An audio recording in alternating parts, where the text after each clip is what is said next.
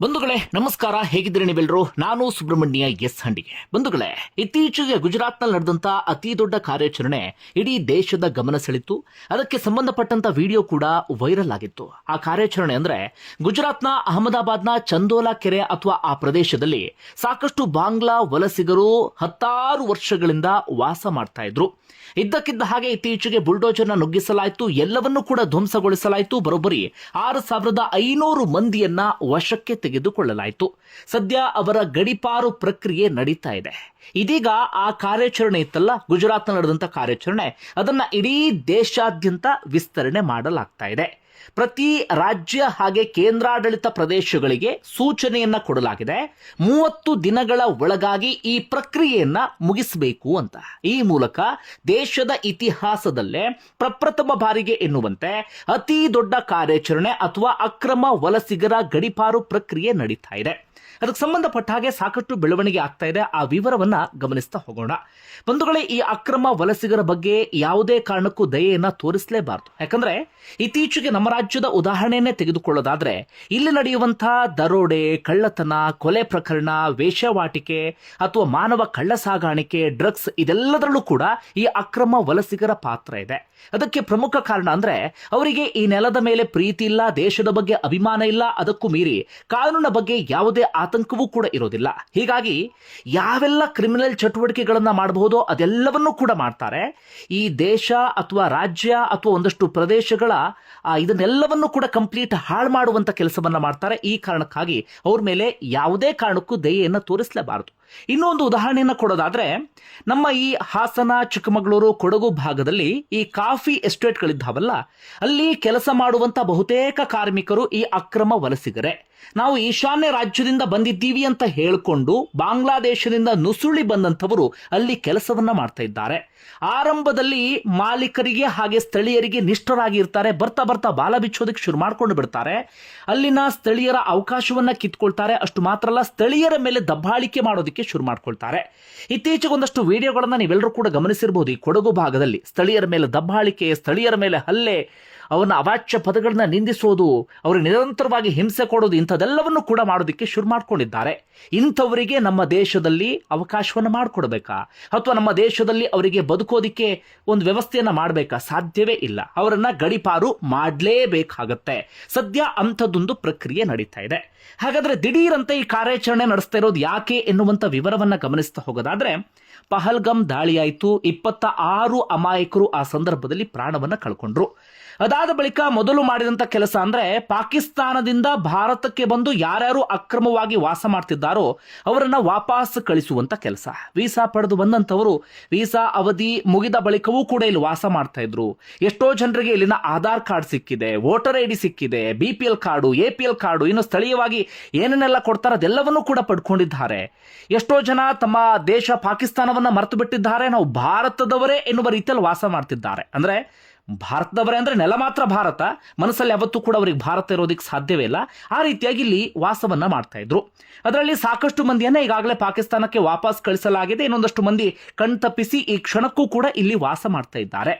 ಆಗ ಅಕ್ರಮ ವಲಸಿಗರನ್ನ ವಾಪಸ್ ಕಳಿಸುವ ಸಂದರ್ಭದಲ್ಲಿ ಗೊತ್ತಾದಂತ ವಿಚಾರ ಅಂದ್ರೆ, ಕೇವಲ ಪಾಕಿಸ್ತಾನದವರು ಮಾತ್ರ ಅಲ್ಲ, ಅತಿ ದೊಡ್ಡ ಪಿಡುಗಾಗಿರೋದು ಈ ಬಾಂಗ್ಲಾ ಅಕ್ರಮ ವಲಸಿಗರು, ರೋಹಿಂಗ್ಯಾಗಳು, ಹಾಗೆ ಮ್ಯಾನ್ಮಾರ್ನಿಂದ ಬಂದು ಇಲ್ಲಿ ವಾಸ ಮಾಡುವಂಥವರು. ಈ ಹಿಂದೆಯೂ ಕೂಡ ಅವ್ರ ಬಗ್ಗೆ ಗಮನವನ್ನ ಕೊಡಲಾಗಿತ್ತು.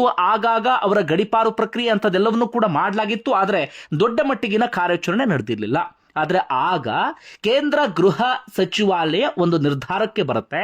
ಕೇವಲ ಪಾಕಿಸ್ತಾನದವರನ್ನ ಮಾತ್ರ ವಾಪಸ್ ಕಳಿಸೋದಲ್ಲ, ಅದರ ಜೊತೆಗೆ ಈ ಬಾಂಗ್ಲಾ ಅಕ್ರಮ ವಲಸಿಗರನ್ನ ವಾಪಸ್ ಕಳಿಸಬೇಕಾಗತ್ತೆ. ಅಥವಾ ರೋಹಿಂಗ್ಯಾಗಳು ಮ್ಯಾನ್ಮಾರ್ನಿಂದ ಬಂದಿದ್ದಾರಲ್ಲ, ಅವ್ರನ್ನ ಆದಷ್ಟು ಬೇಗ ವಾಪಸ್ ಕಳಿಸಬೇಕಾಗುತ್ತೆ ಅಂತ ಹೇಳಿ. ಹೀಗಾಗಿ ಇದೀಗ ಕೇಂದ್ರ ಗೃಹ ಸಚಿವಾಲಯ ಅಥವಾ MHA ರಾಜ್ಯ ಮತ್ತು ಕೇಂದ್ರಾಡಳಿತ ಪ್ರದೇಶಗಳಿಗೆ ಖಡಕ್ ಆದಂತ ಸೂಚನೆಯನ್ನ ಕೊಟ್ಟಿದೆ. ನೀವು ಪ್ರತಿ ಜಿಲ್ಲಾ ಕೇಂದ್ರಗಳಲ್ಲೂ ಅಥವಾ ಜಿಲ್ಲೆಯಲ್ಲೂ ಕೂಡ ಒಂದು ಬಂಧನ ಕೇಂದ್ರವನ್ನ ಓಪನ್ ಮಾಡಬೇಕು. ಅದಕ್ಕೂ ಮೊದಲು ಯಾರ್ಯಾರು ಅನುಮಾನಾಸ್ಪದವಾಗಿ ಕಂಡು ಬರ್ತಾರೋ ಅಥವಾ ಅಕ್ರಮ ವಲಸಿಗರು ಒಂದಷ್ಟು ಕಾಲೋನಿ ಎಲ್ಲವನ್ನು ಕೂಡ ಮಾಡ್ಕೊಂಡು ವಾಸ ಮಾಡ್ತಿದ್ದಾರಲ್ಲ, ಅವರನ್ನ ನಿಮ್ಮ ವಶಕ್ಕೆ ತೆಗೆದುಕೊಳ್ಳಬೇಕು. ಆ ಜಿಲ್ಲಾ ಕೇಂದ್ರಗಳಲ್ಲಿ ಅವರ ದಾಖಲೆಯನ್ನ ಪರಿಶೀಲನೆಯನ್ನ ಮಾಡಬೇಕು. ಅವರ ಬಳಿ ಸರಿಯಾದಂತ ದಾಖಲೆ ಇದ್ರೆ ಅಥವಾ ಭಾರತದವರೇ ಆಗಿದ್ರೆ ಇಲ್ಲಿ ಬದುಕೋದಿಕ್ಕೆ ಅವಕಾಶವನ್ನು ಮಾಡಿಕೊಡ್ಬೇಕು. ಇಲ್ಲ ಅಂತ ಆದರೆ ಅವರನ್ನ ಬಂಧನಕ್ಕೆ ತೆಗೆದುಕೊಂಡು ಅವ್ರ ಮೇಲೆ ಏನಾದರೂ ಕ್ರಿಮಿನಲ್ ಪ್ರಕರಣಗಳಿದ್ರೆ ಕಾನೂನು ರೀತಿಯಲ್ಲಿ ಅವರ ಮೇಲೆ ಕ್ರಮ ಆಗಬೇಕು. ಜೊತೆಗೆ ಅವರನ್ನ ಗಡಿಪಾರು ಮಾಡಬೇಕು, ಅವರವರ ದೇಶಕ್ಕೆ ವಾಪಸ್ ಕಳಿಸ್ಕೊಡ್ಬೇಕು ಅಂತ ಹೇಳಿ ಖಡಕ್ ಆದಂತ ಸೂಚನೆಯನ್ನು ಕೊಡಲಾಗಿದೆ. ಈ ರೀತಿಯಾಗಿ ಸೂಚನೆಯನ್ನು ಕೊಡ್ತಿರೋದು ಪ್ರಥಮ ಬಾರಿಗಲ್ಲ. ಈ ಹಿಂದೆಯೂ ಕೂಡ ಸಾಕಷ್ಟು ಬಾರಿ ಸೂಚನೆಯನ್ನು ಕೊಡಲಾಗಿದೆ. ನಮ್ಮಲ್ಲೂ ಕೂಡ ಕಳೆದ ವರ್ಷ ಯಾವುದೊಂದು ಟಾಸ್ಕ್ ಫೋರ್ಸ್ ಮಾಡಿದ್ದೇವೆ ಅಂತ ಹೇಳಿ ಗೃಹ ಸಚಿವರಾಗಿರುವಂತಹ ಡಾಕ್ಟರ್ ಜಿ ಪರಮೇಶ್ವರ್ ಹೇಳಿದ್ರು. ಆದ್ರೆ ಅದು ಏನಾಯ್ತು ಏನೋ ಗೊತ್ತಿಲ್ಲ. ಆದ್ರೆ ಈ ಬಾರಿ ಕೇವಲ 30 ದಿನಗಳ ಕಾಲದ ಕಾಲಾವಕಾಶವನ್ನ ನೀಡಲಾಗಿದೆ. ನೀವು 30 ದಿನಗಳ ಒಳಗಾಗಿ ಇಂಥದ್ದೊಂದು ಕ್ರಮವನ್ನು ತೆಗೆದುಕೊಳ್ಳಬೇಕು. ಅದಕ್ಕೋಸ್ಕರ ಒಂದು STF ಸ್ಪೆಷಲ್ ಟಾಸ್ಕ್ ಫೋರ್ಸ್ ಅನ್ನ ಈ ಕ್ಷಣವೇ ರಚನೆ ಮಾಡಬೇಕು ಅಂತ ಸೂಚನೆಯನ್ನು ಕೊಡಲಾಗಿದೆ. ಅಂದ್ರೆ ಅಂತಿಮವಾಗಿ ಈ ಅಕ್ರಮ ವಲಸಿಗರ ಗಡಿಪಾರಿಗೆ ಕೇವಲ 30 ದಿನಗಳ ಕಾಲಾವಕಾಶವನ್ನು ಕೊಡಲಾಗಿದೆ. ಒಂದು ಮಾಹಿತಿಯ ಪ್ರಕಾರವಾಗಿ ನಮ್ಮ ಕರ್ನಾಟಕದಲ್ಲೇ ಬರೋಬ್ಬರಿ 1 ಲಕ್ಷಕ್ಕೂ ಅಧಿಕ ಬಾಂಗ್ಲಾ ಅಕ್ರಮ ವಲಸಿಗರು ನೆಲೆಸಿದ್ದಾರೆ. ಇಡೀ ದೇಶಾದ್ಯಂತ ಆ ಲೆಕ್ಕವನ್ನ ನೋಡ್ತಾ ಹೋದ್ರೆ ಅದು ಕೋಟಿ ಮೀರಿ ಹೋಗಿಬಿಡುತ್ತೆ. ಹೀಗಾಗಿ ತಕ್ಷಣವೇ ಇಂಥದೊಂದು ಕ್ರಮವನ್ನು ತೆಗೆದುಕೊಳ್ಳಲೇಬೇಕಾದಂತ ಅನಿವಾರ್ಯ ಇತ್ತು. ಇದೀಗ ಕೇಂದ್ರ ಸರ್ಕಾರ ಅಂಥದೊಂದು ನಿರ್ಧಾರಕ್ಕೆ ಬಂದಿದೆ. ಸದ್ಯದಲ್ಲೇ ಆ ಪ್ರಕ್ರಿಯೆಗಳೆಲ್ಲವೂ ಕೂಡ ಆರಂಭ ಆಗತ್ತೆ. ಈಗಾಗಲೇ ಒಂದಷ್ಟು ರಾಜ್ಯಗಳಲ್ಲಿ ಅದು ಆರಂಭ ಆಗಿದೆ. ಇನ್ನು ನಮ್ಮ ರಾಜ್ಯ ಸೇರಿದಂತೆ ಬೇರೆ ಬೇರೆ ರಾಜ್ಯಗಳಲ್ಲೂ ಕೂಡ ಆ ಪ್ರಕ್ರಿಯೆ ಆರಂಭ ಆಗುತ್ತೆ. ಇನ್ನು ಈ ಅಕ್ರಮ ವಲಸಿಗರು ಹೇಗೆ ಬರ್ತಾರೆ, ಇವರಿಂದ ಏನೆಲ್ಲ ಸಮಸ್ಯೆ ಆಗ್ತಿದೆ ಅನ್ನೋದನ್ನ ನಾವು ಗಮನಿಸ್ತಾ ಹೋಗೋದಾದ್ರೆ, ಬಂಧುಗಳೇ, ಈ ಈಶಾನ್ಯ ರಾಜ್ಯದ ಭಾಗದಲ್ಲಿ, ಪ್ರಮುಖವಾಗಿ ಪಶ್ಚಿಮ ಬಂಗಾಳ ಭಾಗದಲ್ಲಿ ಈ ಬಾಂಗ್ಲಾದೇಶದಿಂದ ಬಂದಂಥವರು, ಮ್ಯಾನ್ಮಾರ್ನಿಂದ ಬಂದಂಥವರು ಅಥವಾ ರೋಹಿಂಗ್ಯಾಗಳು ಆರಾಮಾಗಿ ಅಲ್ಲಿ ಅವರು ನುಸುಳ್ತಾರೆ. ಅವರು ನುಸುಳ್ತಾ ಇದ್ದ ಹಾಗೆ ಒಂದಷ್ಟು ಮಧ್ಯವರ್ತಿಗಳು ಅವರ ಸಹಾಯಕ್ಕೆ ನಿಂತ್ಕೊಳ್ತಾರೆ. ಆ ಮಧ್ಯವರ್ತಿಗಳು ಅವರಿಗೆ ಬೇಕಾದಂತ ವ್ಯವಸ್ಥೆಯನ್ನ ಮಾಡಿಕೊಡ್ತಾರೆ ಕಮಿಷನ್ ಆಸೆಗೆ. ಅದಾದ ಬಳಿಕ ಯಾವ್ಯಾವ ರಾಜ್ಯದಲ್ಲಿ ಕಾರ್ಮಿಕರ ಅವಶ್ಯಕತೆ ಇದೆಯೋ ಆ ರಾಜ್ಯಗಳಿಗೆ ಕಳುಹಿಸಿ ಕೊಡಲಾಗುತ್ತೆ. ಉದಾಹರಣೆಗೆ ನಮ್ಮ ರಾಜ್ಯಕ್ಕೆ ಕಳುಹಿಸಿ ಕೊಡ್ತಾ ಇದ್ದ ಹಾಗೆ ಅವರು ಈ Kempegowda bus stand, Majestic bus stand ಇದೆಯಲ್ಲ ಅಲ್ಲಿಗೆ, ಅಥವಾ ರೈಲ್ವೆ ನಿಲ್ದಾಣಕ್ಕೆ ಅಲ್ಲಿಗೆ ಬರ್ತಾರೆ. ಅಲ್ಲಿ ಲೋಕಲ್ ಮಧ್ಯವರ್ತಿಗಳು ಇರ್ತಾರೆ. ಆ ಲೋಕಲ್ ಮಧ್ಯವರ್ತಿಗಳು ಅವರನ್ನ ಈ ಕೊಡಗು ಭಾಗಕ್ಕೋ, ಚಿಕ್ಕಮಗಳೂರು ಭಾಗಕ್ಕೋ, ಹಾಸನ ಭಾಗಕ್ಕೋ, ಇನ್ನು ಬೇರೆ ಬೇರೆ ಕಡೆಗಳಲ್ಲಿ, ಬೆಂಗಳೂರು ಅಂತ ತೆಗೆದುಕೊಂಡ್ರೆ ವೈಟ್ ಫೀಲ್ಡ್ ಸೇರಿದಂತೆ ಆ ಸುತ್ತಮುತ್ತ ಬೆಳಂದೂರು ಆ ಭಾಗದಲ್ಲಿ ಈ ಕಟ್ಟಡ ಕೆಲಸಕ್ಕೆ ಅಥವಾ ಬೇರೆ ಬೇರೆ ಕೆಲಸಗಳಿಗೆ, ಸೆಕ್ಯೂರಿಟಿ ಕೆಲಸಗಳಿಗೆ, ಅಲ್ಲೆಲ್ಲ ಕಡೆಗಳಲ್ಲೂ ಕೂಡ ಅವ್ರನ್ನ ಕಳುಹಿಸಿ ಕೊಡ್ತಾರೆ. ಕಳುಹಿಸಿ ಕೊಟ್ಟು ಸ್ವಲ್ಪ ದಿನಗಳ ಆದ ಬಳಿಕ ಈ ಫೇಕ್ ಕಾರ್ಡ್ಗಳನ್ನು ಮಾಡಿಕೊಡುವಂಥವರು ಅಥವಾ ಇಲ್ಲಿನ ಐಡೆಂಟಿಟಿ ಕಾರ್ಡ್ ಬೇರೆ ಬೇರೆ ಎಲ್ಲವನ್ನು ಕೂಡ ದುಡ್ಡಿನ ಆಸೆಗೆ ಮಾಡಿಕೊಡುವಂಥವರು ಅವರೆಲ್ಲರೂ ಕೂಡ ಇದ್ದಾರೆ. ಅಂದ್ರೆ ಇವರೆಲ್ಲರದು ಕೂಡ ಒಂದು ದೊಡ್ಡ ಜಾಲ. ಈ ಮಧ್ಯವರ್ತಿಗಳಿಂದ ಹಿಡಿದು ಆಧಾರ್ ಕಾರ್ಡ್ ಮಾಡ್ಕೊಡೋರಿಂದ ಹಿಡಿದು ವೋಟರ್ ID ಮಾಡ್ಕೊಡೋರಿಂದ ಹಿಡಿದು ಇದೆಲ್ಲದೂ ಕೂಡ ಒಂದು ದೊಡ್ಡ ಜಾಲ. ಅವರು ಪರಸ್ಪರ ಕನೆಕ್ಟ್ ಆಗಿರ್ತಾರೆ. ಆ ದೊಡ್ಡ ಜಾಲದವರು ಏನು ಮಾಡ್ತಾರೆ ಅಂದ್ರೆ, ಅವರಿಗೆ ಇಲ್ಲಿ ವಾಸ ಮಾಡೋದಿಕ್ಕೆ ಆಧಾರ್ ಕಾರ್ಡ್ ವ್ಯವಸ್ಥೆ, ವೋಟರ್ ID ವ್ಯವಸ್ಥೆ, BPL, APL, ಮತ್ತೊಂದು ಮಗದೊಂದು ಎಲ್ಲ ಅವಕಾಶವನ್ನು ಕೂಡ ಮಾಡಿಕೊಡ್ತಾರೆ. ಅದರಲ್ಲೂ ಕೂಡ ನಾಚಿಕೆ ಮಾನ ಮರ್ಯಾದೆ ಬಿಟ್ಟಂತಹ, ದೇಶದ ಬಗ್ಗೆ ಕನಿಷ್ಠ ಅಭಿಮಾನ ಪ್ರೀತಿಯೂ ಕೂಡ ಇರದಂತಹ ನಮ್ಮ ಒಂದಷ್ಟು ರಾಜಕಾರಣಿಗಳಿದ್ದಾರೆ ನೋಡಿ.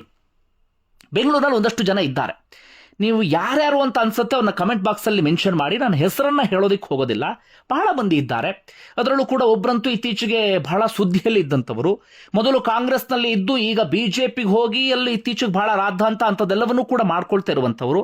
ಅಂತ ಒಂದಷ್ಟು ಮಂದಿ ಏನು ಮಾಡ್ತಾರೆ ಅಂದ್ರೆ, ಇಂಥವರಿಗೆ ಈ ಓಟಿನ ಆಸೆಗೆ ಅಥವಾ ನಾನು ಶಾಸಕನಾಗಲೇಬೇಕು ಎನ್ನುವಂತ ಆ ಇದಕ್ಕೆ ಇವರೆಲ್ಲರಿಗೂ ಕೂಡ ವೋಟರ್ ಐಡಿಯ ವ್ಯವಸ್ಥೆಯನ್ನ ಮಾಡಿಕೊಟ್ಟು ಅವರಿಗೆ ನೆಲೆ ನಿಲ್ಲೋದಕ್ಕೂ ಕೂಡ ಒಂದು ಅವಕಾಶವನ್ನ ಮಾಡಿಕೊಟ್ಟು ಅವರನ್ನ ವೋಟ್ ಹಾಕಿಸಿಕೊಳ್ಳೋದಿಕ್ಕೆ ಚೆನ್ನಾಗಿ ಬಳಸಿಕೊಳ್ತಾರೆ.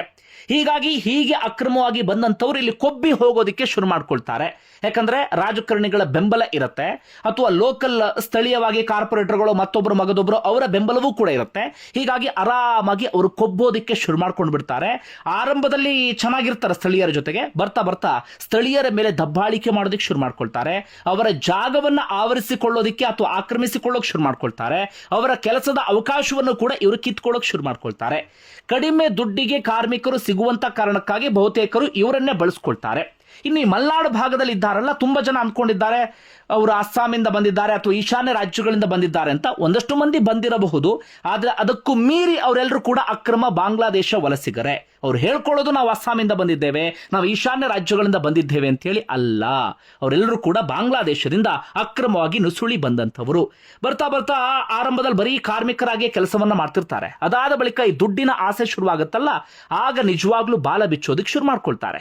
ಈ ಡ್ರಗ್ಸ್ ಸಾಗಾಟ ಮಾಡೋದು ಅಥವಾ ಮಾನವ ಕಳ್ಳ ಸಾಗಾಣಿಕೆಯಲ್ಲಿ ತಮ್ಮನ್ನು ತಾವು ತೊಡಗಿಸ್ಕೊಳ್ಳೋದು, ಈ ವೇಶ್ಯಾವಾಟಿಕೆಯಲ್ಲಿ ತೊಡಗಿಸ್ಕೊಳ್ಳೋದು, ಕಳ್ಳತನ ಮಾಡೋದು, ದರೋಡೆ ಮಾಡೋದು, ಕೊಲೆ ಮಾಡೋದು, ಇದೆಲ್ಲದರಲ್ಲೂ ಕೂಡ ತಮ್ಮನ್ನು ತಾವು ತೊಡಗಿಸಿಕೊಳ್ಳೋಕೆ ಶುರು ಮಾಡ್ಕೊಳ್ತಾರೆ.